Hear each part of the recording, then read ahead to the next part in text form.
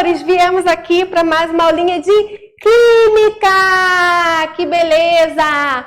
Então, depois de ter estudado geometria molecular, né, que deu aquele trabalho, geometria na química, professora, nós vamos estudar hoje polaridade das moléculas. Muito rapidinho essa aula, para a gente saber quando uma molécula é polar, quando uma molécula é apolar, porque isso é muito importante quando a gente vai estudar as forças intermoleculares, né? E a solubilidade das substâncias. É muito importante a gente saber se as moléculas são polares ou apolares.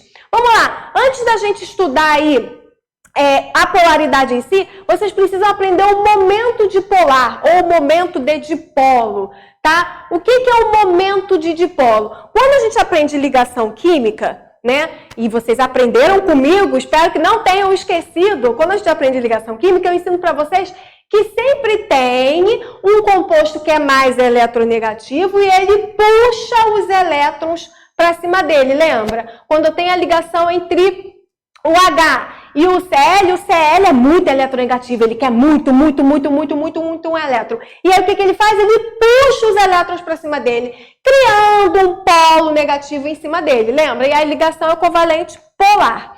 Então, o momento de dipolo é isso. Eu mostro para onde os elétrons estão sendo puxados, tá? Esse momento de dipolo, ele é representado por um vetorzinho, uma setinha, e eu mostro através dessa setinha um vetor para onde os elétrons estão sendo puxados dentro daquela minha ligação química, certo? Então, vamos lá estudar aqui. As moléculas polares. Quais são as moléculas polares? E são aquelas em que a soma do momento dipolar, ela é diferente de zero, tá? Então, vamos lá. Aqui eu tenho uma ligação entre o Cl e o flúor, tá? O flúor, como é mais eletronegativo, o que ele faz? Ele puxa os elétrons para cima dele. Tá vendo que eu coloquei um vetor aqui apontando para o flúor? Esse é o momento de dipolo dessa ligação aqui. O momento de dipolo dessa ligação é esse. O flúor puxa. Aí ele fica aqui, ó, negativo. E eu coloquei aqui para vocês que o cloro fica positivo porque o flúor está puxando os elétrons. Quando ele puxa esses elétrons, ele cria um momento de dipolo. Ele cria um vetor. Só de ter um vetorzinho, a gente já diz que o μ é diferente de zero, porque esse vetor tem uma intensidade, tem um sentido, né? A gente aprendeu vetores lá em física no 9º ano. Lembram, gente? Lembram, né? Claro que vocês lembram. Vocês amaram soma de vetores em física no 9º ano. Então, é basicamente isso que a gente vai fazer aqui. Então, eu tenho um vetor que tem uma intensidade e um sentido. Então, o μ resultante desse vetor é diferente de zero. Eu sei que ele tem um valor. Então, a gente diz que a molécula é polar. Mas, professora, quando tem mais de um vetor? É o que acontece aqui na água. Quando tem mais de um vetor, gente, ó, eu estudo cada ligação especificamente. O oxigênio é mais eletronegativo, ele puxa os elétrons dessa ligação aqui. Representei aqui, ó, essa setinha está puxando os elétrons. Nessa outra ligação aqui, o oxigênio também puxa os elétrons, tá vendo? Tá puxando os elétrons para cá. Eu tenho dois momentos de dipolo. O momento de dipolo resultante desses dois é diferente de zero. Por quê? Sempre que eu tenho um vetor para lá e um vetor para cá, eu tenho um vetor resultante que vai para o meio. Nós aprendemos em física, espero que vocês não tenham esquecido.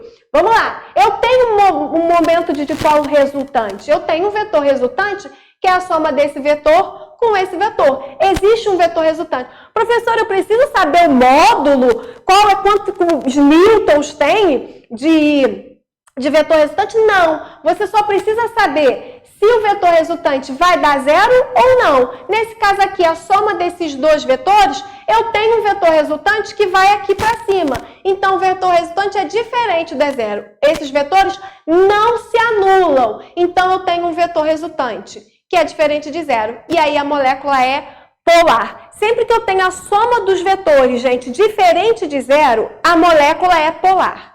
Tá? Nós aprendemos somas de vetores, mas na aula online eu posso relembrar um pouquinho para vocês. Esses dois vetores aqui da água, eles não se anulam. Eu tenho um vetor apontando para lá, um vetor apontando para cá. Eu vou ter um vetor resultante para o meio. Então, o vetor resultante diferente de zero, a molécula é polar.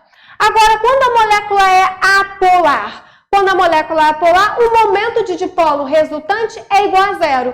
É o caso que a gente vê aqui quando a substância é simples, né? Aqui, quando a gente estuda Cl ligado a Cl, essa molécula já faz uma ligação covalente apolar, porque ligação entre elementos iguais é covalente apolar, não forma polo. Então, aqui já é, o Mi resultante já é igual a zero, porque não tem momento de dipolo. Uma ligação entre elementos iguais não tem momento de dipolo. Então, a molécula aqui é apolar. Mas olha esse caso aqui do CO2. Eu tenho CO2. O oxigênio é mais eletronegativo, então ele puxa, cria um vetor para ele desse lado e cria um vetor desse lado. O que a gente aprende de vetores? Que vetores opostos de mesma intensidade, na mesma direção em sentidos opostos, eles se anulam. Então, quando o oxigênio puxa para cá e o outro oxigênio puxa para lá, como o elemento é oxigênio, tá? Como o elemento é oxigênio, o que acontece? A força que um puxa para um lado, o outro puxa para o outro. Esses vetores aqui se anulam. Lembra que a gente estudou que vetores opostos na mesma direção se anulam? Então, esses dois vetores aqui, eles se anulam. Quando eles se anulam, o meu Mi resultante vai ser igual a zero. Quando o Mi resultante é igual a zero, a molécula é apolar. Então, basicamente, gente, coloquei aqui uns exemplos para vocês. Sempre que o Mi resultante for diferente de zero, molécula polar. Mi resultante igual a zero, molécula apolar. Tá bom? E aí eu coloquei aqui uns exemplos para vocês, como CCl4, que é uma molécula apolar. Mas quando eu coloco um hidrogênio aqui, a molécula já vira polar. O NH3 é uma molécula polar também, porque a soma de todos os vetores de todas as ligações dão diferente de zero. Então, gente, o macete, basicamente, para você saber se a molécula polar é ou não, é estudar o vetor de todas as ligações. Ah, professora, tem 20 ligações. Você tem que fazer o vetor das 20 ligações. Ver se a soma desses vetores das 20 ligações se anulam. Se eles se anulam, então a molécula é apolar. Se eles não se anulam, a molécula é polar. Tá bom? Bom, na aula online a gente vê um pouquinho mais sobre, né, esses vetores, né, que vocês com certeza não sei se lembram, né, da soma de vetores, mas a gente vê um pouquinho melhor com o auxílio do quadro. Tá bom, meus amores? Hoje, então, vou ficar por aqui, tá? Um beijo para vocês!